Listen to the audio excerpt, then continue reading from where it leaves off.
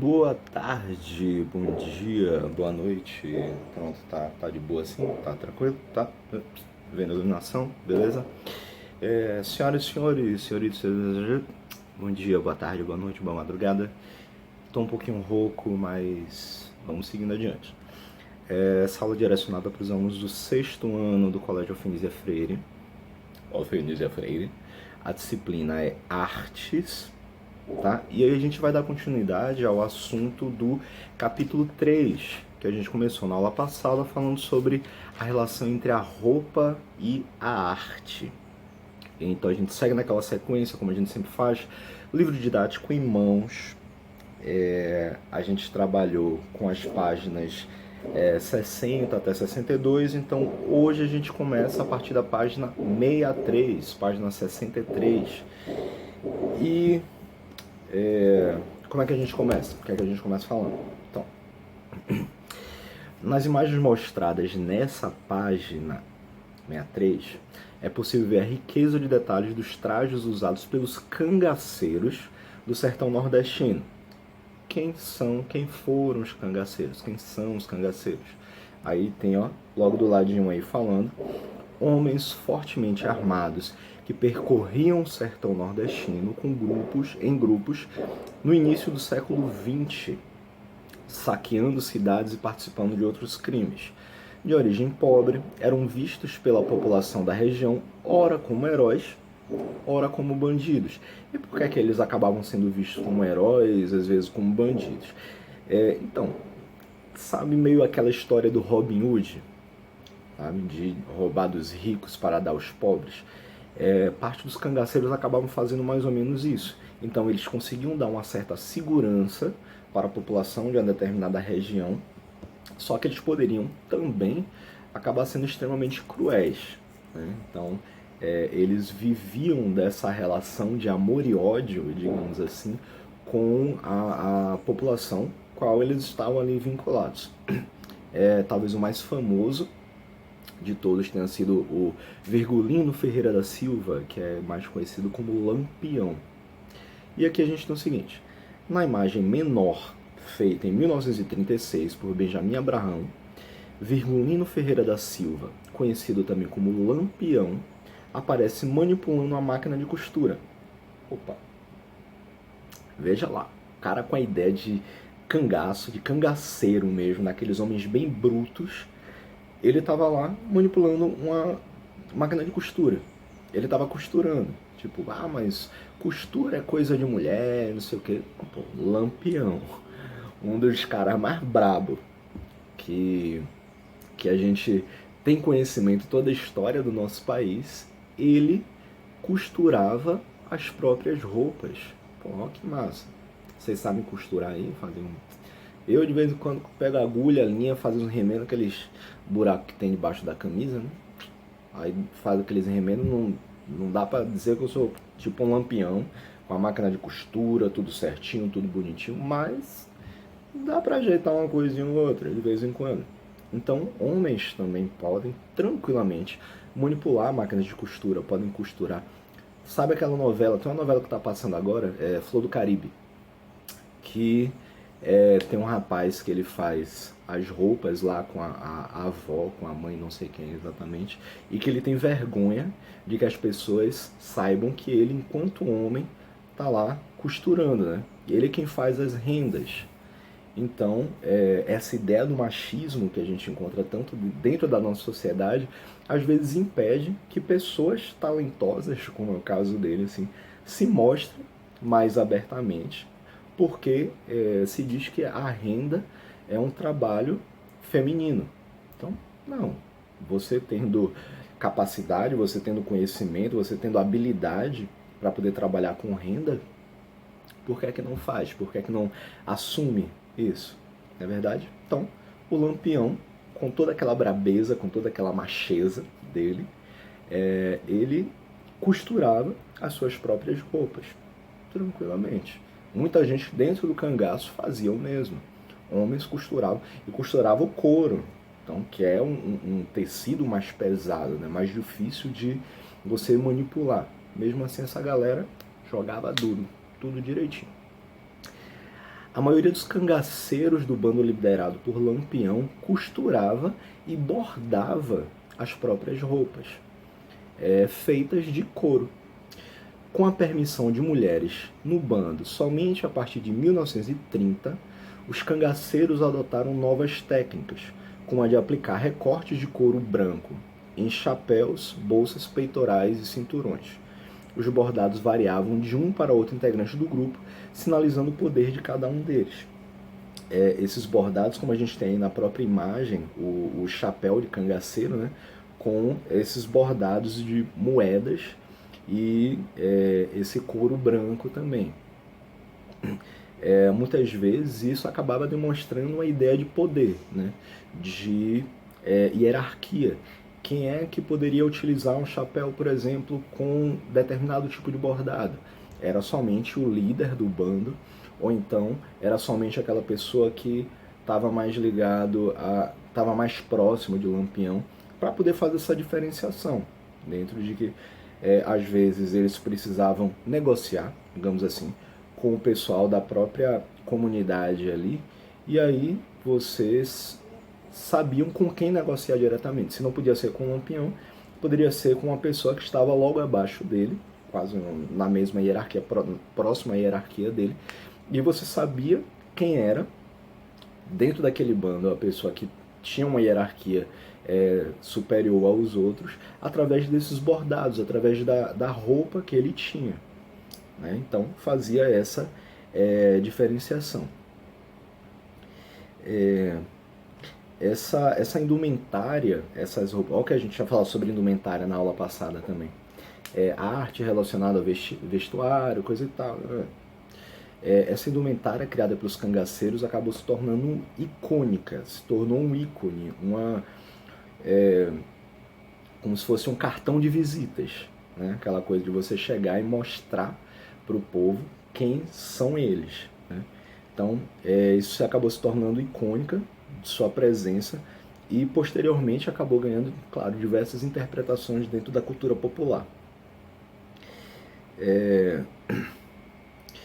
Isso é interessante. Tem uma questão até interessante do Benjamin Abraão, que é esse que tirou essa fotografia do Lampião, que ele emigrou, ele foi para o Brasil, ele veio para o Brasil em 1915, mais ou menos. E aí ele acabou conquistando a confiança de Lampião, se tornando meio que o fotógrafo oficial do rolê. Ele registrou uma série de fotografias, de filmes também, mostrando o cotidiano de Lampião, o cotidiano do bando de Lampião, com danças, leituras, bordados, exibindo suas armas. Você já deve ter visto, por exemplo, Central do Brasil. Central do Brasil? Peraí. Não, me atrapalha aqui. Central do Brasil não, Cidade de Deus. Você já deve ter visto o filme Cidade de Deus, filme nacional, muito bom, premiado internacionalmente. Tem um determinado momento que um personagem, ele é o fotógrafo da favela e meio que ele acaba se tornando fotógrafo oficial dos traficantes locais, pelo fato dele ser da própria comunidade, ele ter um certo respeito por parte da galera que mora ali, dos traficantes, dos bandidos que moram ali. Então ele acabou se tornando meio que um fotógrafo oficial. Então ele poderia tirar foto, e uma dessas fotos mais icônicas dentro do filme é uma em que os próprios bandidos estão lá levantando as suas armas, então, para mostrar o seu poder. Então, meio que o Benjamin Abraão acaba fazendo isso. Esse contato que ele tem com o bando de Lampião faz com que ele possa mostrar o cotidiano do bando. E uma das coisas que acaba se tornando bastante forte isso, os cangaceiros, eles possuíam diversas armas. Então, Abraão chegava, tirava foto dessa galera empunhando as suas armas, mostrando as suas armas, como uma forma de mostrar esse poder para que a população, e até mesmo para que os oficiais, a polícia, tivessem medo de enfrentar esses cangaceiros. Olha que interessante, mas pronto. Voltando aqui à questão das roupas, né?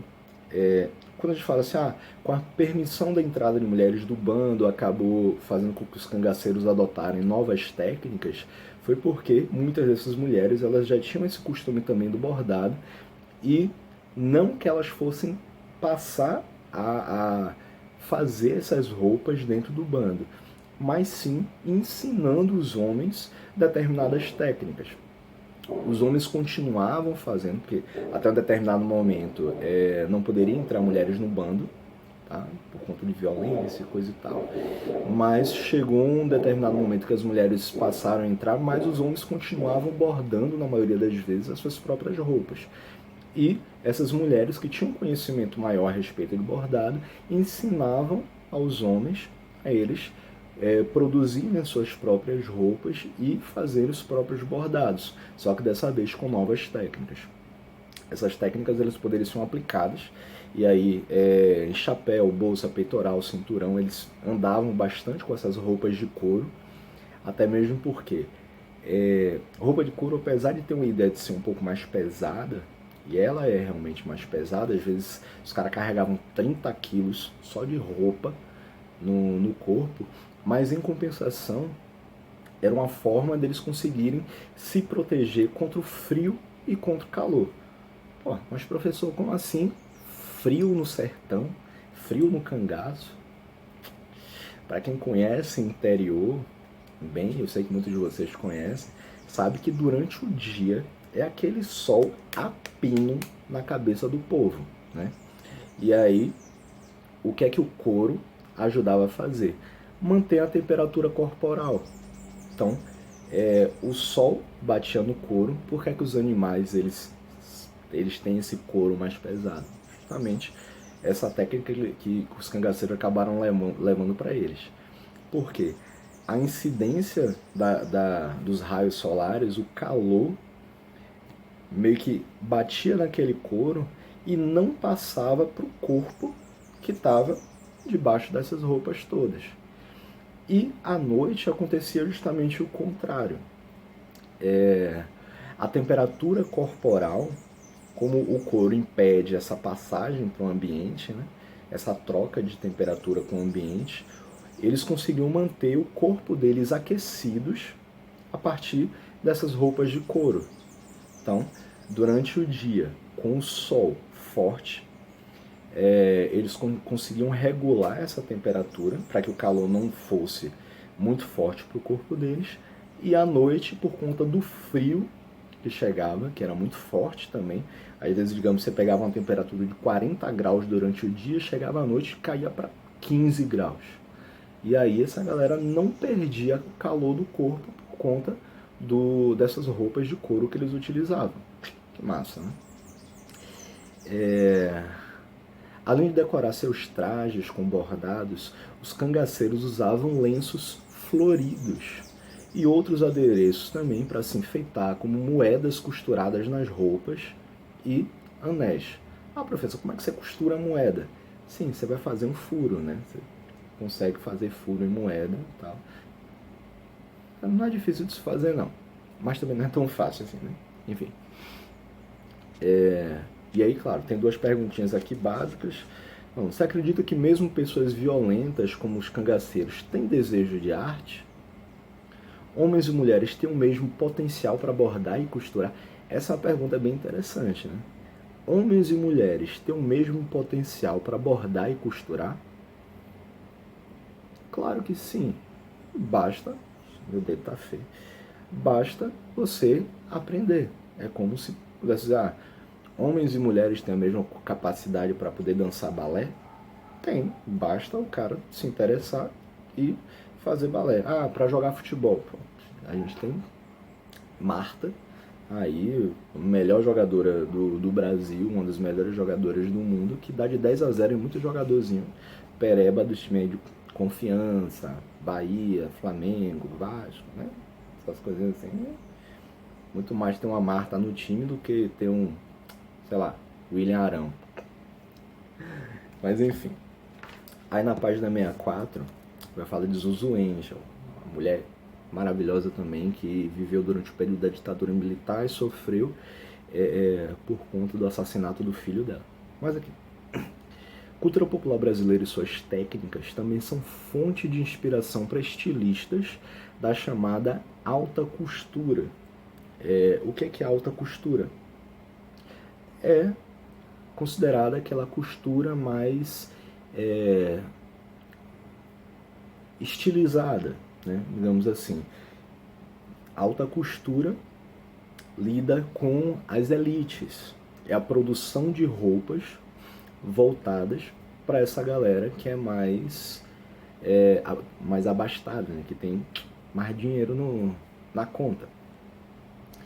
É o caso da mineira Zuzu Angel, que muitas vezes utilizou tecidos, estampas e temas populares em suas coleções.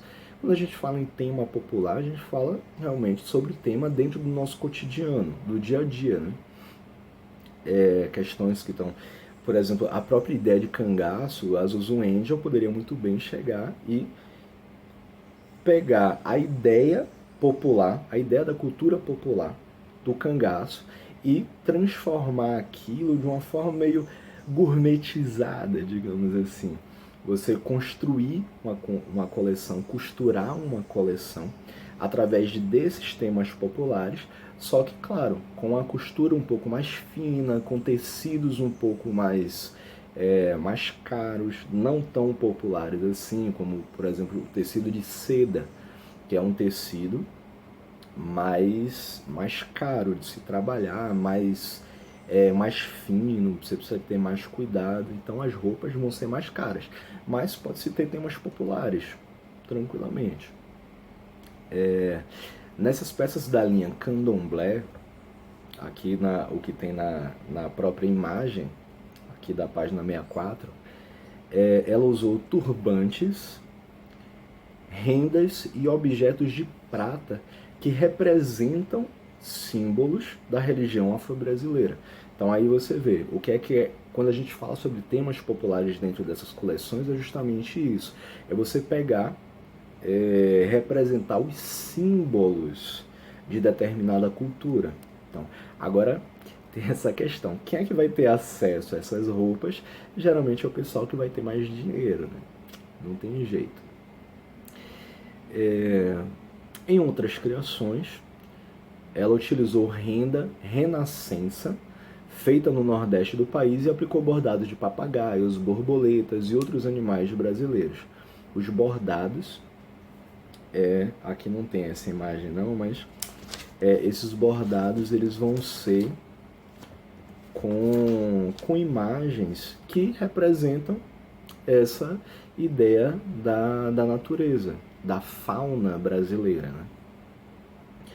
Zuzu Angel começou a trabalhar como estilista no Rio de Janeiro, no ano de 1957, e logo passou a desenhar roupas para a alta sociedade. Aí, ó, a ideia de alta cultura, das elites, tal, mesmo tendo cultura, mesmo trabalhando com coleções dentro da cultura popular, as roupas que ela produzia eram voltadas para a alta sociedade da então capital brasileira e também para artistas estrangeiros.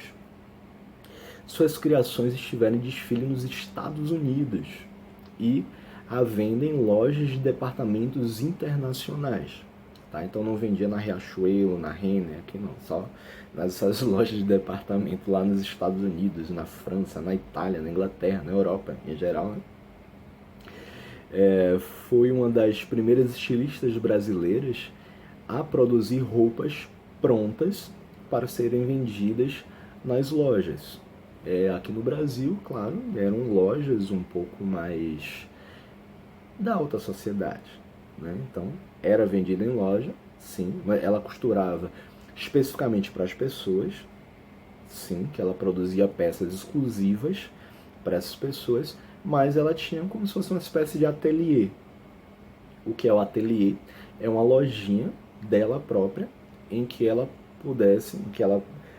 podia colocar à venda as suas próprias criações, geralmente como peças únicas, ou então peças bem parecidas umas com as outras. É o caso aí da própria imagem da página 64, vocês veem assim que são roupas que têm certas semelhanças. Não são iguais, mas têm certas semelhanças. É a ideia da fabricação, da produção, da costura de coleções de roupas. No ano de 1971, seu filho de 26 anos, novinho, né, foi assassinado por agentes da ditadura militar. A partir de então, Zuzu Angel, ela usou o trabalho para expressar a sua dor, denunciando a tortura e a morte de presos políticos no Brasil. Foi um período da nossa história, período da história do Brasil, em que houve uma repressão militar muito forte. E a Zuzu Angel, ela era contra a ditadura, o filho dela era contra a ditadura, e o filho acabou sendo assassinado. Então, ela aproveitou esse espaço, aproveitou essa relação com o fato ocorrido, com o assassinato do filho dela, e passou a, através dos seus bordados, através da sua arte, da sua costura, mostrar o que tinha acontecido. Então, expressar a dor que ela sentia. Isso daí a gente vai acabar vendo um pouquinho depois, lá na página 70, que a gente não vai falar nessa aula de hoje, mas na página 70 vai ter uma imagem de uma das produções dela. Se vocês quiserem abrir aí na página 70, vocês vão ver aí que ela fez uma roupa com bordado que tem, inclusive, tanques de guerra. É uma coleção, é um vestido da coleção International Deadline Collection Holiday Resort, em que ela bordou figuras de tanques, canhões, soldados e casinhas infantis. Fez uma mistura de bordados, de imagens, mas trazendo essa temática da denúncia, né? Da ideia do militarismo e tudo. Tem uma coisa interessante, assim, que eu tinha falado sobre essa costura de roupa sob medida, no ateliê, né? Aqui tem o seguinte, antigamente rolava muito disso, de você ter seus, das costureiras terem seus ateliês, até hoje a gente tem isso, né? Que eles produzem roupas sob medida. A pessoa chega lá, tira as medidas, né? Busto não sei quanto, cintura não sei quanto, tal, perna, altura, tal. E aí essas peças eram confeccionadas com base nas próprias medidas do corpo do cliente, né? As lojas com a fabricação em escala industrial, claro, depois de um tempo você vai ter fábricas de roupas e eles começam a produzir em escala industrial. Então você começa a ter uma produção massiva, em massa, de roupas com tamanhos padronizados. E aí é que a gente vê tamanho P, tamanho M, G, GG, XG e assim por diante, né? Que são roupas padrões. Tanto que de vez em quando, né, você vai comprar uma roupa, numa loja tamanho P veste legal em você, na outra loja tamanho P vai ficar bem apertadinho, né? Então isso depende muito do molde, depende muito da fábrica, do modelo da roupa. Isso acaba variando bastante, né? Isso aí eles fazem com que essa produção em massa, né, consiga fazer muito mais roupas em menos tempo e um custo menor. É que nessas produções, quando a gente fala de produção artesanal e produção em escala industrial, né? A gente já falou sobre isso até em aulas anteriores, em que a produção artesanal, você faz, por exemplo, um vaso. Pronto. Um vaso feito de barro, artesanalmente, manualmente, vai sair num valor muito mais caro do que aqueles vasos que são feitos de acrílico, digamos assim, que é feito numa fábrica. E por que sai num valor muito mais caro? Porque dentro dali vai ter todo o trabalho da pessoa. Inclusive você, a pessoa que compra esse trabalho artesanal, vai acabar tendo uma peça que é basicamente exclusiva. Só ela no mundo vai ter aquela peça. Então, isso acaba gerando um valor agregado na peça que transforma ela num valor muito maior. Por que as obras de arte geralmente são bem caras? Porque são obras únicas. Nenhuma pessoa no mundo todo vai ter aquela obra a não ser você. A não ser que seja uma reprodução. Aí sim. Mas, no geral, as peças, as obras que são feitas de forma exclusiva, só você vai ter e vai ser um valor bastante alto. O artista vai chegar, vai assinar ali bonitinho. As reproduções, elas podem ser feitas em escala. Todo mundo deve ter em casa algum quadro que comprou lá na C&A, que comprou, sei lá, no Extra, qualquer lugar assim, que você pendura na parede para ficar bonitinho. Sim, mas são obras que são reproduções. Tanto que geralmente é como se fosse uma impressão. Imprimiu, chegou lá e imprimiu uma determinada imagem. Né? Mas enfim.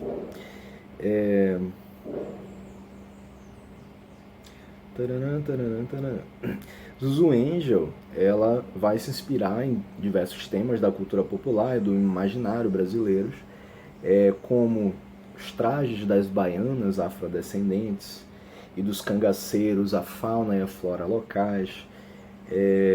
Outro motivo recorrente, outro motivo que se repetiu em várias de suas produções, era o anjo. O sobrenome dela é Zuzu Angel. Angel significa anjo em inglês. Ela adotou esse sobrenome Angel, que era do seu marido, que era canadense. O sobrenome do marido dela era Angel também. Então ela adotou esse sobrenome e ficou bacana, né? Um nome artístico massa, Zuzu Angel. Posteriormente, depois do assassinato do filho da Zuzu Angel, esse tema acabou se tornando recorrente, se tornou frequente nas suas costuras, nas suas produções, para poder representar a própria morte do filho, né? Então, que se tornou um anjinho no céu, ou não. Enfim, mas simbolizando seu filho morto por agentes da ditadura militar. Né?